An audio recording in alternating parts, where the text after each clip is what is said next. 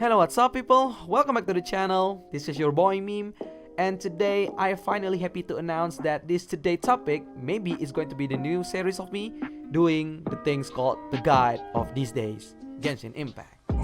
And of course, I'm doing this with a bunch of veteran knowledge that I already got as veteran Genshin Impact players.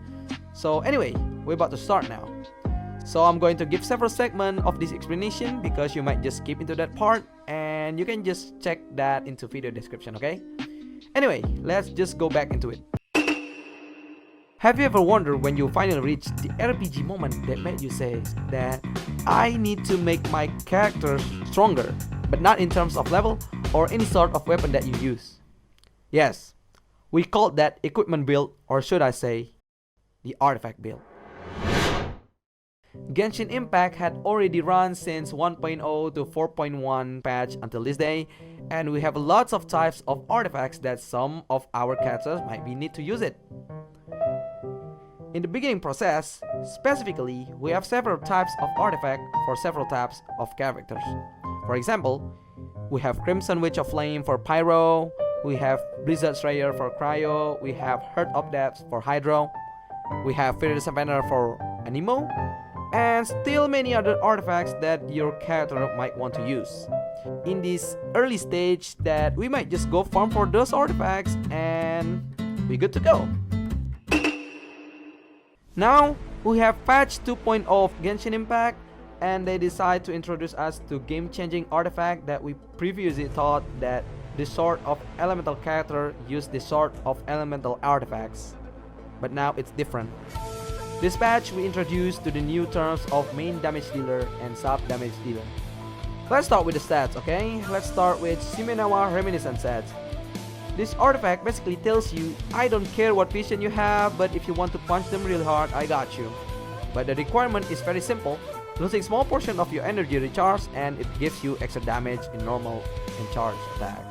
Then we have Emblem of Severed Fate set. This artifact basically tells you, nah bro, please stock much energy so we can just burst them to death. And by that, lots of characters that don't need to punch their enemies start using these artifacts. Well, of course, this artifact has very special treatment for the owner of it, the Raiden Shogun, to burst energy and punch them really hard. Now everyone starts to farm this broken artifact because we think that I don't need to farm more specific elemental artifacts for specific elemental characters. But this artifact that we thought broken is still having the downside.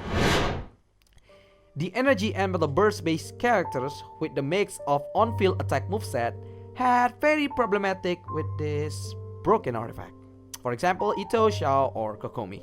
Then we reach 2.6 version of Genshin Impact. They decide to introduce us to the signature artifact. The signature artifact means it's only worked for very specific characters that many other characters does not actually use it. The Vermilion Hereafter is a big example of it. This artifact needs very specific requirement to unleash the peak potential of it. To sum this up, that only Xiao's kit is able to maximize of its use. And for the other one, yeah, this one is too gacha artifact that made me, that made most people says that this previous old artifact is actually a lot better. Then we move forward to 3.0 version of Genshin Impact. Sumeru was introduced and we finally have new artifact sets for Dendro characters.